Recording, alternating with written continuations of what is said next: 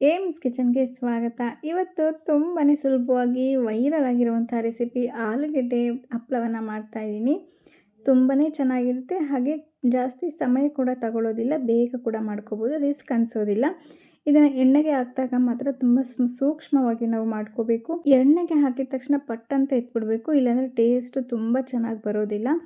ನೋಡಿ, ಇವಾಗ ಎಲ್ಲನೂ ಕೂಡ ಮಾಡಿ ತಗೊಂಡಿದ್ದೀನಿ, ಅಷ್ಟೇ ಚೆನ್ನಾಗಿ ಬಂದಿತ್ತು. ಬನ್ನಿ ಅದನ್ನು ಯಾವ ರೀತಿ ಮಾಡೋದು ಅಂತ ನೋಡೋಣ. ಮೊದಲಿಗೆ ನಾನಿಲ್ಲಿ ಒಂದು 3/4 kg ಅಷ್ಟು ಆಲೂಗೆಡ್ಡೆನ ನಾವು ಫಸ್ಟ್ ಮಾಡ್ಕೋಬೇಕಾದ್ರೆ ಒಂದು ಕಡಿಮೆ ಕ್ವಾಂಟಿಟಿಲಿ ಮಾಡಿಕೊಂಡು ಟೇಸ್ಟ್ ನೋಡಿ ಆಮೇಲೆ ಸ್ವಲ್ಪ ಜಾಸ್ತಿ ಕ್ವಾಂಟಿಟಿಲಿ ಮಾಡ್ಕೊಳ್ಳಿ. ಈ ಥರ ಹಪ್ಪಳ ಕೆಲವೊಬ್ಬರಿಗೆ ಇಷ್ಟ ಆಗುತ್ತೆ, ಕೆಲವೊಬ್ಬರಿಗೆ ಇಷ್ಟ ಆಗಲ್ಲ, ಹಾಗಾಗಿ ಹೇಳಿದ್ದೀನಿ. ಇವಾಗ ಅದನ್ನು ಬೇಯೋದಕ್ಕೆ ಹಾಕ್ತಾಯಿದ್ದೀನಿ.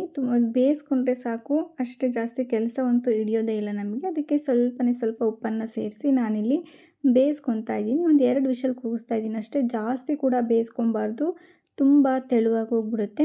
ಸ್ವಲ್ಪ ಗಟ್ಟಿಯಾಗಿದ್ದರೆ ನಮಗೆ ಒತ್ತೋದಕ್ಕೂ ಕೂಡ ತುಂಬ ಸುಲಭ ಅನಿಸುತ್ತೆ. ಹಾಗಾಗಿ ನಾವು ಜಾಸ್ತಿ ಬೇಯಿಸ್ಕೊಬಾರ್ದು, ಇದನ್ನು ಮೀಡಿಯಮ್ ಆಗಿ ಬೆಂದರೆ ಸಾಕು ಅಷ್ಟೇ. ನೋಡಿ, ನಾನು ಇವಾಗ ಎಲ್ಲನೂ ಕೂಡ ಸ್ಮ್ಯಾಶ್ ಮಾಡ್ಕೊತಾ ಇದ್ದೀನಿ. ಅದು ಉಂಡುಂಡೆಯಾಗಿ ಸಿಗಬಾರ್ದು, ಆ ರೀತಿ ನಾವು ಚೆನ್ನಾಗಿ ಸ್ಮ್ಯಾಶ್ ಮಾಡ್ಕೋಬೇಕು. ನಂತರ ಇವಾಗ ಉಪ್ಪನ್ನು ಸೇರಿಸ್ತಾ ಇದ್ದೀನಿ. ಆಲ್ರೆಡಿ ಉಪ್ಪು ಹಾಕಿರೋದ್ರಿಂದ ಸ್ವಲ್ಪ ಉಪ್ಪು ಮತ್ತು ಸ್ವಲ್ಪ ಹಪ್ಪಳದ ಖಾರವನ್ನು ಸೇರಿಸಿದ್ದೀನಿ. ಹಪ್ಪಳದ ಖಾರ ಇಲ್ಲ ಅಂದರೆ ನೀವು ಸ್ಕಿಪ್ ಮಾಡ್ಬೋದು. ನಂತರ ಕರಿಬೇವನ್ನು ಸಣ್ಣದಾಗಿ ಕಟ್ ಮಾಡಿ ಸೇರಿಸಿದ್ದೀನಿ, ಮತ್ತು ಕೊತ್ತಂಬರಿ ಸೊಪ್ಪನ್ನು ಕೂಡ ಹಾಕಿದ್ದೀನಿ. ನಾನಿಲ್ಲಿ ಜೀರಿಗೆಯನ್ನು ಸ್ಕಿಪ್ ಮಾಡಿಬಿಟ್ಟಿದ್ದೀನಿ, ನೀವು ಖಂಡಿತವಾಗ್ಲೂ ಸೇರಿಸ್ಕೊಳ್ಳಿ.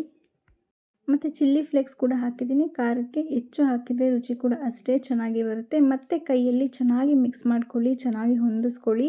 ಮತ್ತು ಏನಾದ್ರು ಉಂಡುಂಡೆ ರೀತಿ ಸಿಕ್ಕಿದ್ರೆ ಕೈಯಲ್ಲೇ ಈ ಥರ ಸ್ಮ್ಯಾಶ್ ಮಾಡ್ಕೊಳ್ಳಿ.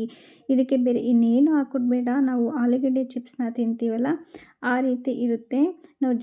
ನಾವು ಎಣ್ಣೆಯಲ್ಲಿ ಬೇಯಿಸ್ಬೇಕಾದ್ರೆ ಕೆಂಪಗೆ ಮಾಡ್ಕೊತು ಅಂದರೆ ಟೇಸ್ಟ್ ಒಂಚೂರು ಇರೋದಿಲ್ಲ. ಸ್ವಲ್ಪ ಲೈಟಾಗಿ ಬೇಯಿಸ್ಕೋಬೇಕು ಅಷ್ಟೇ, ಇದನ್ನು ಡೀಪಾಗಿ ಫ್ರೈ ಮಾಡೋಕ್ಕೆ ಹೋಗಬೇಡಿ.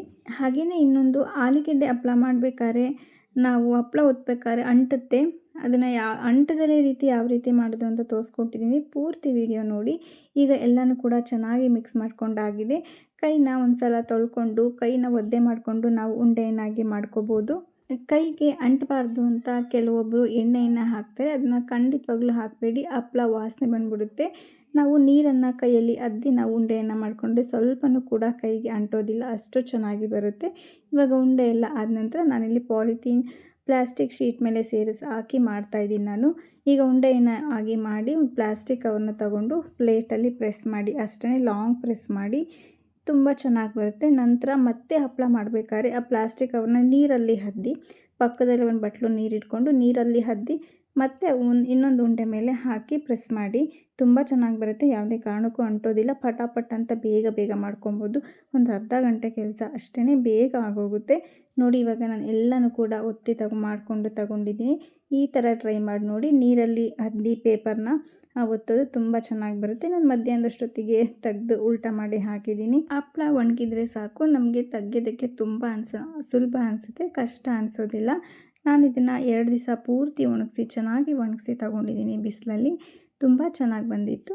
ಈ ರೆಸಿಪಿ ನಿಮಗೆ ಇಷ್ಟ ಆಗಿದ್ದರೆ ಸಬ್ಸ್ಕ್ರೈಬ್ ಮಾಡಿ, ಸಪೋರ್ಟ್ ಮಾಡಿ. Thank you for